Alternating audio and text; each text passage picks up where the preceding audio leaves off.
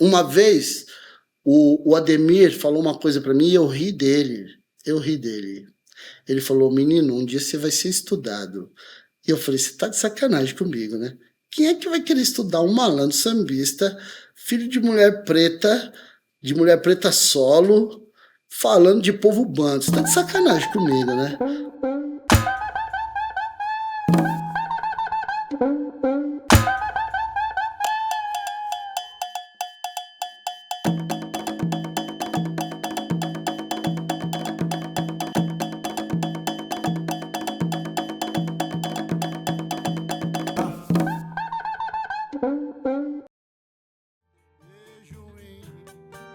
Atrai os pássaros pra cá e faz marejar nossos olhos quando a idade chegar. Um sonho, lugar banhado de sol, tristonho, quando a cigarra bate, medonho, matar em instinto Caim, ali na varanda entre o óleo. Nasci aqui em Avaré, na rua Leia Silva. A minha madrinha conta uma história da minha mãe muito louca, porque ela saiu de São Paulo com medo de me ter lá em São Paulo. Ela veio para Avaré e, pelo que eu sei, não sei se é verdade, minha avó não sabia da minha existência e da gravidez. Aí foi um susto para todo mundo, foi um susto para a família. Primeiro foi a minha irmã mais velha, que ficou com ele logo que ele nasceu. Depois ele ficou com a minha irmã mais nova e a minha mãe. E eu só mantinha eles. Dava atenção, dava um quebra nele, porque de vez em quando ele dava uma desviada, então eu tinha que estar ali, pronta e dando uns regra nele, mas de resto ele não tive problema com ele. Nem com ele e nem a minha irmã também. Então, andando na linha aqui, eu ficava passeando, ia para lá, ia para cá, sentava e ficava vendo o trem passar. Eu e minha tia Sônia. Isso aqui tem uma memória ancestral gigantesca para mim, esse lugar aqui. Tudo era futebol, já ligava o futebol ao samba. Todo futebol tinha aquela batucada, tinha aquela roda de samba. Isso, em qualquer lugar que você for, sempre tem. E aí você começa a aprender os sambas para poder cantar. E aí, quando tem escola de samba, você quer um dia ver o seu samba ali na escola, né? Uma composição sua. Tem um amigo que veio de São Paulo para cá, que era o falecido Bundinha. Já é falecido mesmo. Falecido Bundinha veio de São Paulo para cá e o pai dele, o Tchê, era compositor. Ele era da Zona Norte, ele era lá da freguesia do Ó. E aí ele, mostrava o caderno dele. E aí, olha aqui, sou compositor da Rosa de Ouro. Eu ficava pilhado, falei, caramba, mano, eu vou compor também junto com o Tchê. Aí o Tchê também, acho que já falecido também, que eu nunca mais tive contato. Aí foram umas grandes referências pra mim. E aí a gente batucada naquele tempo não tinha corda, né? Não tinha cavaquinho, não tinha violão, né? Tanto que o primeiro cavaquinista, o cara que teve um cavaquinho aqui no meio nosso, foi o Boca de Espera. Boca de Espera comprou um cavaquinho, aí Malemar começou a tocar o cavaquinho, a polícia um dia veio com a cavalaria, destruiu o instrumento, lá na Almirante Tamandaré, na pracinha. Destruiu o instrumento, destruiu o cavaquinho, e aí acabou com o nosso samba. Mas o nosso samba era tudo na batucada mesmo, cantava na batucada, não tinha harmonia, né? Harmonia é coisa de rico, né? Vamos falar a verdade, né? São poucos os negros que tocavam harmonia, porque isso é um conceito histórico, né? Como é que você vai chegar para sua mãe, se malemar você tem um dinheiro para comer, você vai pedir para ela, além de comprar um cavaco ou um violão, e ainda gastar o dinheiro para fazer aula e apanhar dia e noite, né, pô? São Paulo, Avaré, tinha uma vertente de samba de bumbo, a primeira vertente de samba rural paulista, entendeu? Então, e essa coisa da batucada e tal, que traz essa coisa da negrada, existe esse apagamento. Então, onde eles podem esmagar a nossa cultura, ele esmaga. Mas o que tá aqui não tem jeito, o que tá no coração não apaga nunca. É muito forte. É muito forte. Avaré é forte em matéria de samba, ele é duas coisas que Avaré é o futebol e o samba. E o samba. É as duas culturas brasileiras. Né? É o que eu tava falando pra eles, essas coisas essa coisa do samba e do futebol. Ah, vamos assistir o jogo lá. Já tinha batucada. Já tinha batucada. A batucada ia junto com o futebol. Então o cara que já gostava do ziriguidum, ele já fala, pô, vou colar ali na batucada, né? Que ele formou lá, de repente, assim, um grupo e quis seguir em frente. Eu até achava que, falava, putz, né, não é o caminho, a turma tudo falava, é coisa de vagabundo. Mas ele estava ali, porque era o que ele gostava, né? Eu queria que ele estudasse, eu queria que ele fizesse faculdade, mas ele não teve como.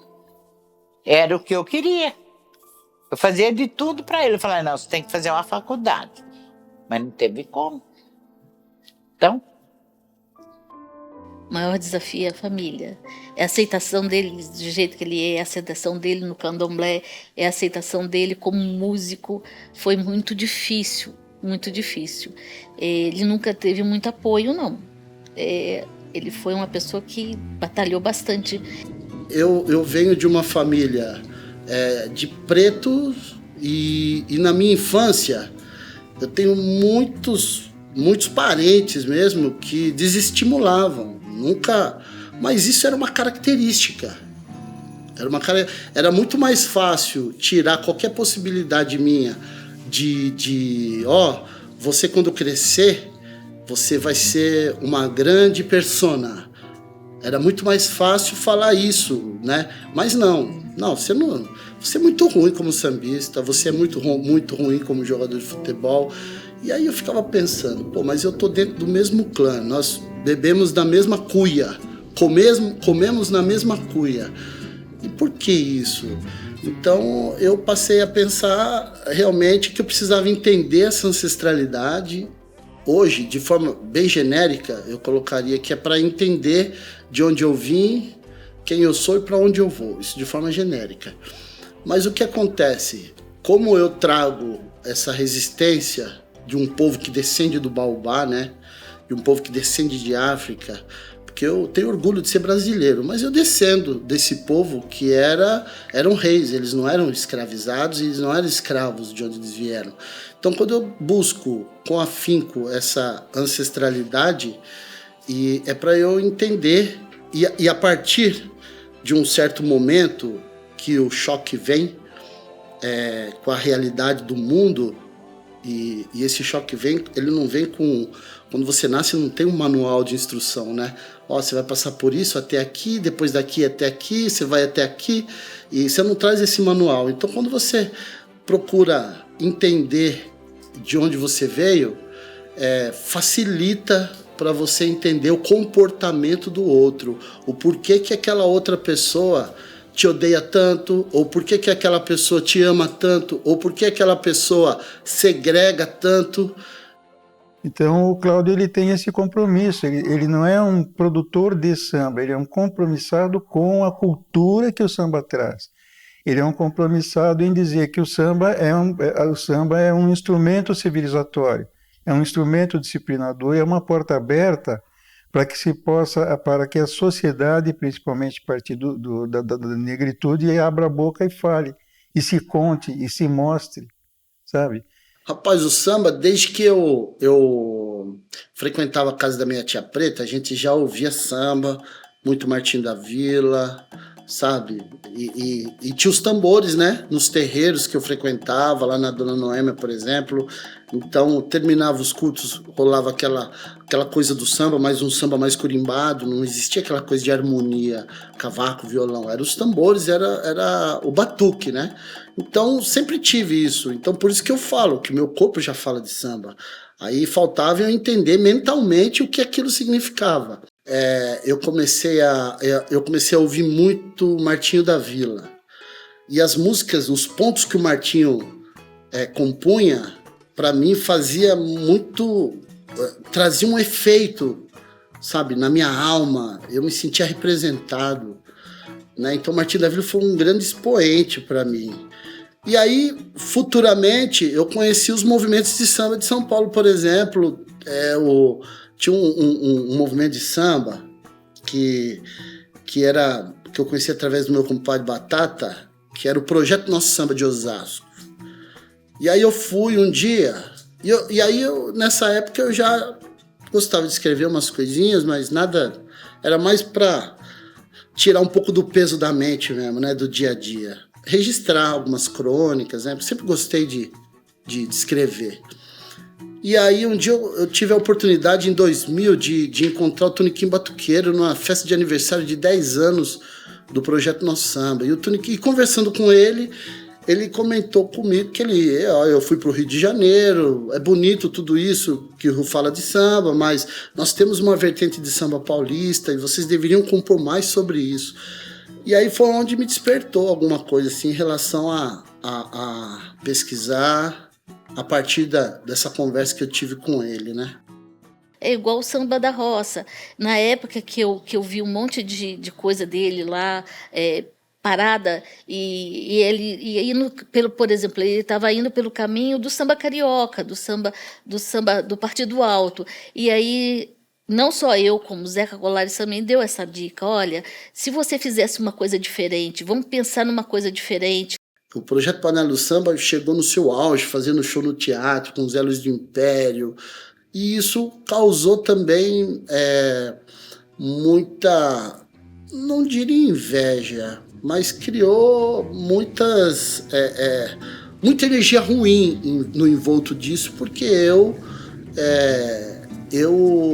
que estava coordenando o projeto, né? De repente, eu ouvi, por exemplo, de algumas pessoas, na verdade de uma pessoa, e não trabalho com nomes, que falou: você já fez muito pelo samba de Sorocaba, agora você sai e deixa que a gente cuida.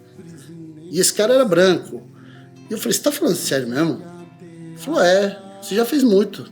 Ó, até onde você trouxe, agora deixa com a gente, que agora nós vamos transformar isso em algo grande. Rapaz, eu pus todo mundo para correr. Pus. E não me arrependo. E aí, quer dizer, todo mundo que eu digo é essa pessoa. E aí eu tava bem desestimulado, assim, com vontade de parar, e ela assim falava: não, você não vai parar, você ama isso, como é que você vai largar o samba? Eu falei: não, vou continuar nos botequim da vida, tomando a minha cerveja, batucando, tocando meu pandeiro, não vou parar, mas eu não quero mais isso profissionalmente.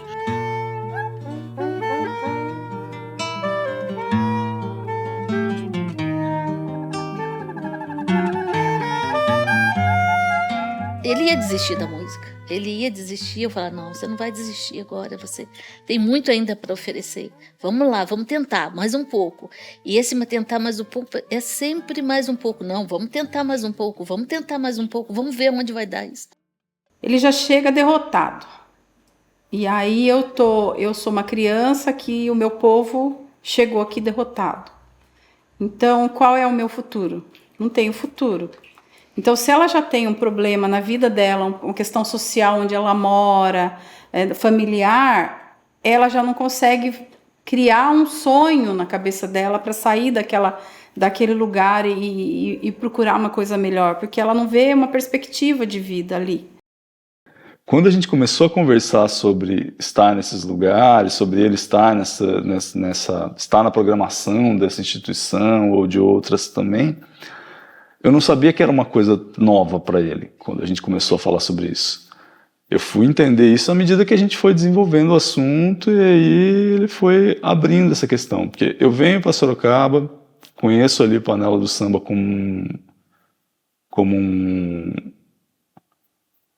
não como um grupo musical, mas como uma reunião de compositores, de pessoas que estão envolvidas em promover, em fincar a cultura do samba, né? E fincar a cultura do samba em Sorocaba, que que foi lida por muito tempo como uma coisa não oficial, né?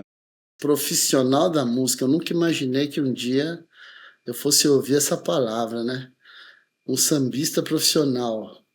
Eu prefiro colocar um sambista profissional da música, porque a música, o profissional da música tem um músico que estuda para isso, né?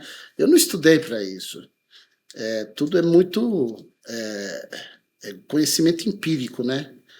Aquilo que eu vivi no meu dia a dia. Que ser profissional como sambista não quer dizer que você tenha que fazer uma faculdade. Você precisa ter disciplina e entender onde é que você está entrando.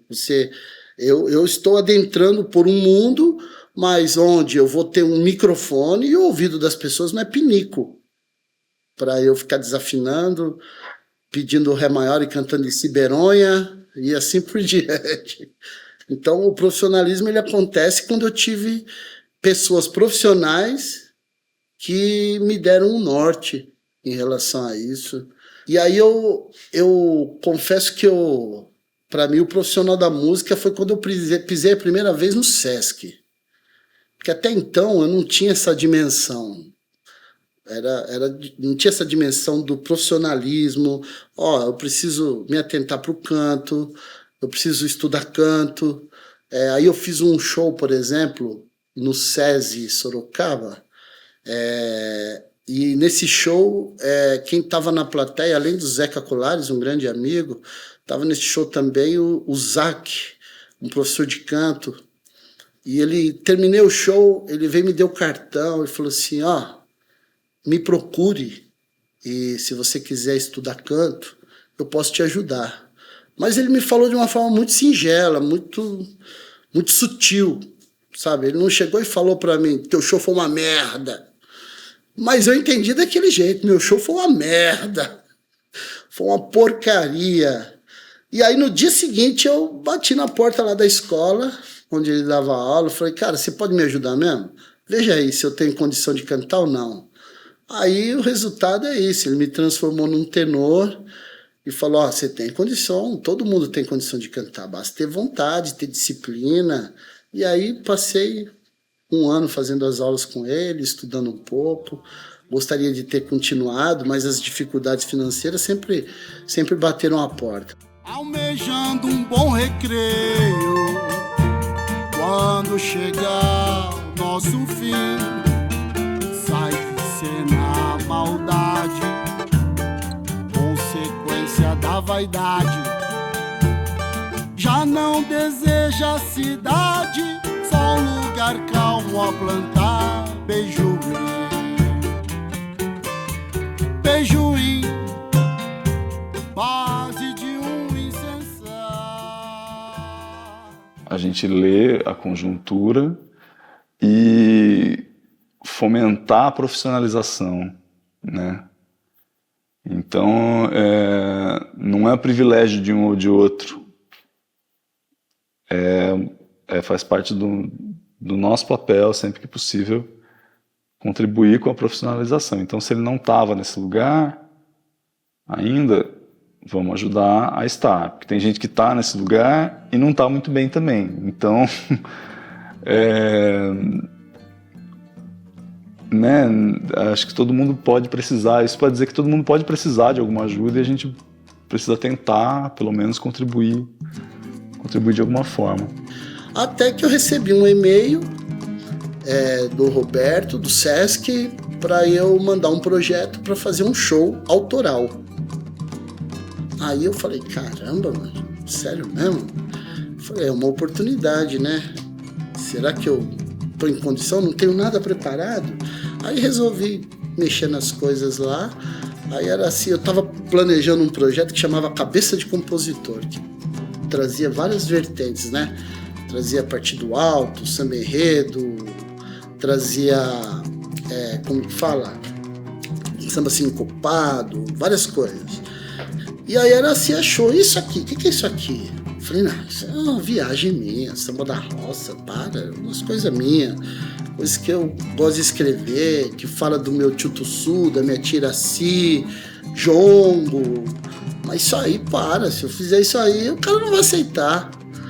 Aí ela falou, mas manda, E eu, na época, eu nem tinha ainda as músicas, todas elas prontas. Vamos tentar isso aqui. Você nunca tentou isso aqui. Por quê? Não sei, é viagem minha, mas tinha coisas ali bonitas, tinha coisa guardada que podia ser colocada para fora. Só que assim, acho que ele, como compositor, ele não estava enxergando esse detalhe, o bonito da coisa. E a gente via com um lado poético da coisa, um lado mais, né? Eu mandei o e-mail, mandei os 2 projetos e ele escolheu o Samba da Roça, pô, pra fazer o show. E aí eu falei assim, pô, mas eu ainda não tenho. Eu falei assim, ó, a gente vai ficar com o Samba da Roça e vamos fazer o projeto. Era em novembro, nós vamos fazer o show em janeiro. Eu falei, caramba, pô, eu terminei o show, as músicas do show, em uma semana, velho. Eu não dormi por uma semana. E ô João, a sua bênção, hoje o couro vai comer no terreiro imaculado, o teu samba vai ferver.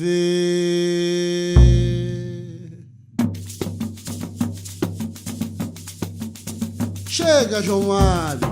Salve Santana do Parnaíba, Pirapora do Bom Jesus, Campinas, Vinhedo, Quadra, Mauá, Itu, Piracicaba. Salve o samba de bumbo. O caipira chegou pra ficar, tiririca não pode parar. O caipira chegou pra ficar, tiririca não pode parar.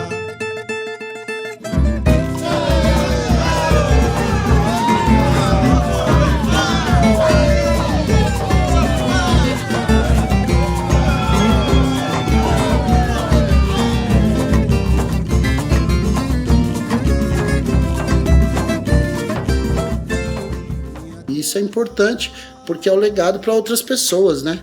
É um legado para outras pessoas. Fala assim, ó, quando eu falar que eu quero ser um sambista, é possível. É possível ser um sambista que leve arte, cultura, educação, diversidade, pluralidade. Então, esse é o lado bom de você trabalhar com a cultura para além do business. Essa ideia da ancestralidade que perpassa pelo Cláudio, para mim como um exemplo bastante marcante disso, é que existe essa raiz que é sagrada, que vem da antiguidade, vem dos ancestrais, vem do divino, perpassa por ele, onde está cheio de água, onde está cheio de vida, que é o que ele faz, essa produção dele, né? Essa exaltação. Uma vez ele me disse que para ele o samba é uma oração. E ele me abriu o olho, inclusive, para isso, de assumir mais esse meu lado. Como eu poderia falar? Não seria um lado preto, minha gente, mas pegar essas identidades. Acho que a gente vai crescendo e tem que minha mãe é branca, meus avós são espanhóis, e aí você tem toda uma branquitude ali, você vai mudando seus hábitos, seus pensamentos, e quando você vê, você tem ideias que você não imagina que são racistas, mas são racistas. Então, várias vezes eu estar falando alguma coisa e eu me policiar e falar, opa, não, isso aqui não é legal. Então, abriu um leque de ideias na minha cabeça de que eu preciso abraçar mais a causa e espalhar isso para a galera entender, porque o pessoal não entende, não. Mas o palco é o que coloca, o te projeta em evidência, entendeu? Grandes palcos. E quando você joga tudo para um palco, você perde o conceito de roda, o conceito civilizatório de roda, a ancestralidade, a oralidade, a musicalidade, a corporeidade, a pluralidade, você perde isso, entende? Você transforma tudo em business. E isso é um risco e é um perigo. Assim como já acontece nas escolas de samba, né? Isso, se chegar a virar uma moda no mundo do samba, então o que eu diria, por exemplo, o cara que ganha seus milhões nos grandes palcos, e tem gente fazendo isso, né? Nos grandes palcos, até no Rock in Rio, tudo e tal, o cara que faz isso, ele não pode, por exemplo, perder o chão batido e não colar na roda de samba tradicional, porque ele é o espelho, ele é a referência daqueles mais jovens que estão chegando. Porque se você não volta para o chão batido, você não forma outros sambistas.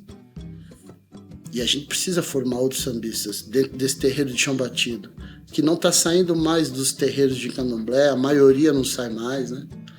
E hoje eu me sinto assim, um compositor que retrato não só o meu cotidiano, o cotidiano dos meus amigos, mas eu retrato os meus ancestrais e tudo aquilo que está na minha alma, eu costumo colocar tudo em forma de letra e música.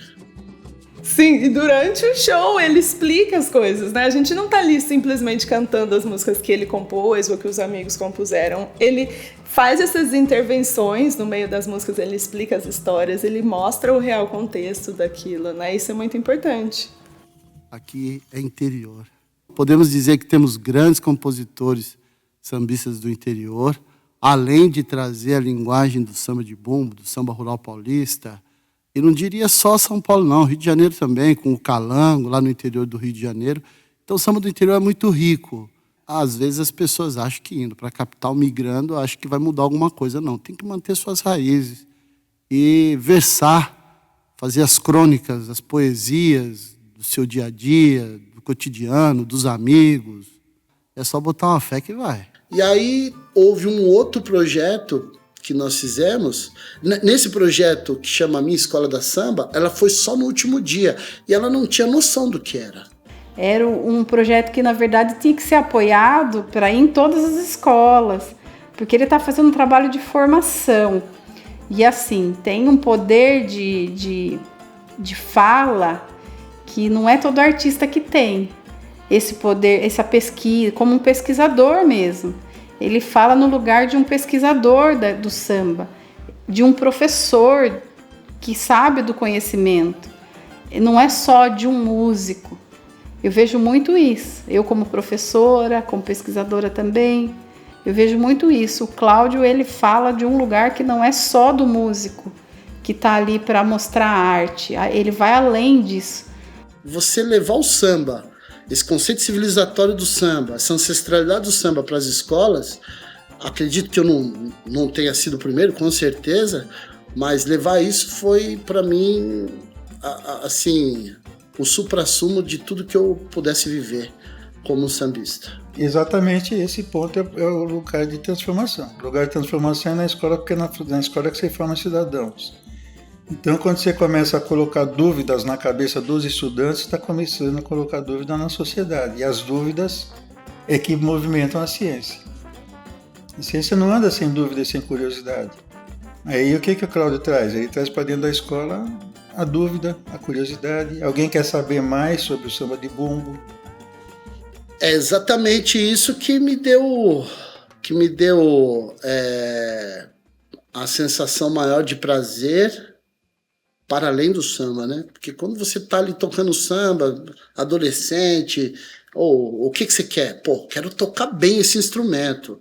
Mas você não pensa no conceito civilizatório do samba. Você não pensa que o samba pode ser um modo de vida, um movimento transformador. Para mim foi um movimento transformador. Várias vezes eu tô parada em casa e ele me manda uma mensagem: Nath, olha essa música aqui, olha esse documentário. Ele já me mandou vários documentários. E ele faz isso comigo, ele faz isso com todo mundo à volta dele, né? Ele mostra a verdade das coisas. A gente normalmente ouve e não presta atenção, né? E ele tá ali mostrando sempre de onde vem aquilo, por que aquilo tá acontecendo. Dentro do lugar que ele tem, do espaço que ele tem, que ele conseguiu ter acesso, ele está conseguindo fazer esse trabalho de formação dos professores e dos estudantes. Eu acho que a curto prazo e a longo prazo, eu vejo que ele vai plantando aquela sementinha dele na cabeça das pessoas. As pessoas começam a olhar o mundo com outros olhos, a ouvir a música com outros ouvidos, a entender as letras de outra maneira. E eu acho que isso a longo prazo pode sim trazer uma transformação dentro desses espaços, porque as pessoas começam a valorizar essa cultura. Então, eu acho que quando a gente consegue levar a a cultura, a ancestralidade, levar a história, levar a geografia, levar a filosofia, tudo isso para um ambiente de escola, num ambiente onde todo mundo pensa que samba é pão e circo, isso é querer mudar o mundo. Não sei se eu vou conseguir. Porque não foi fácil, não. Já foi muitos, muito preconceito, que fala que é isso, que é aquilo, então. E ele tá ali, ó. Então, eu acho que ele tem que seguir em frente. Sonho é sonho, né? Sonho é sonho. E eu acredito nele, ele vai chegar longe.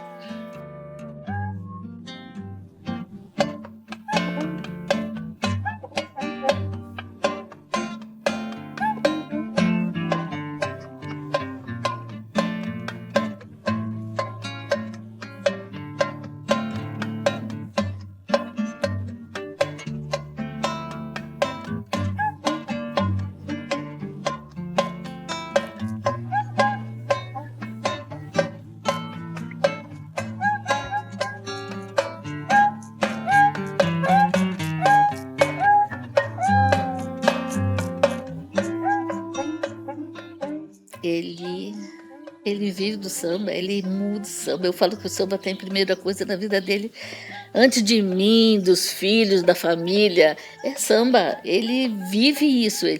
Uma vez nós fomos por um samba lá na Vila Ré. A gente estava começando a namorar, estava um relacionamento assim meio superficial ainda, uma coisa. Aí eu vou te levar num samba, porque eu falei que ele nunca me levava num samba em São Paulo, que ele não ia comigo pro samba. Então eu vou te levar num samba. Você quer um pé sujo? Você quer um pé sujo? Pé sujo mesmo, de aquele botequinho que não tinha torresmo de anteontem lá para comer, entendeu? Aquela coisa assim. E aí nós fomos para Vila Ré num samba. E aí eu vi o Cláudio.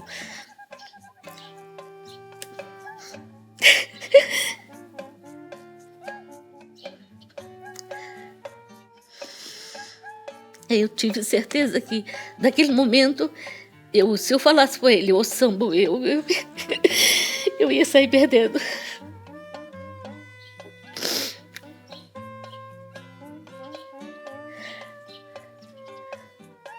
E todos esses desafios que ele encontrou na carreira, o que você acha que dá força para ele superar tudo isso? O próprio samba. Então, o Cláudio Silva, hoje, gostaria muito de ter outros discípulos. Tem meus netos, quem sabe eles possam aderir um dia. Mas o Cláudio Silva é um cara que já sofreu muito. E eu não me arrependo de nada do que eu fiz. Sofri e acho que foi ótimo esse sofrimento. Foi perfeito. Eu falo para todo mundo, gente, quando você tem inimigos, você tem que agradecer. Porque são os inimigos que tiram você da zona de conforto. São eles que estão torcendo contra a você, que vão fazer com que você melhore dia a dia, que você supere. A gente não tem que ter raiva de inimigo. Pelo contrário, tem que ter inimigo de estimação, pô. É isso. Então, até eu aprender, até eu entender isso, era tiro, porrada e bomba, como diz o carioca. A música Madeira Baobá é exatamente uma música que tem algumas pessoas que falam que é o samba autoajuda, né? Porque é a minha resistência. E eu tive a ideia dessa música também porque uma vez uma amiga, Camila Rocha, falou do Baobá no Orkut. Olha como isso é velho, né? No Orkut. Aí eu falei, porra, gostei desse nome do Baobá. Fui pesquisar mais ou menos por alto e escrevi a letra da música. Que pra mim, eu cantava aquilo todas as rodas de samba pra falar assim, ó, eu sou Madeira Baobá, que você não vai me derrubar não. Entendeu? E até hoje eu faço isso. Essa é uma música que eu vou cantar até o último dia da minha vida. Por quê? Porque ela simboliza essa resistência e essa resiliência de saber esperar o momento certo para tudo acontecer. Seguir a linha do orixá do tempo. Tudo tem seu tempo.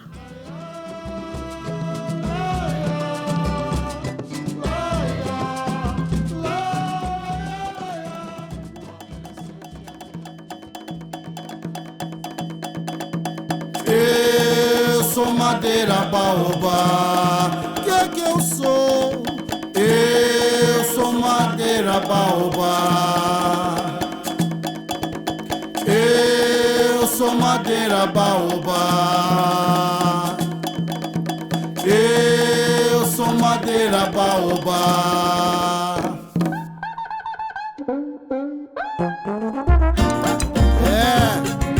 Salve o baobá, árvore africana, símbolo de resistência.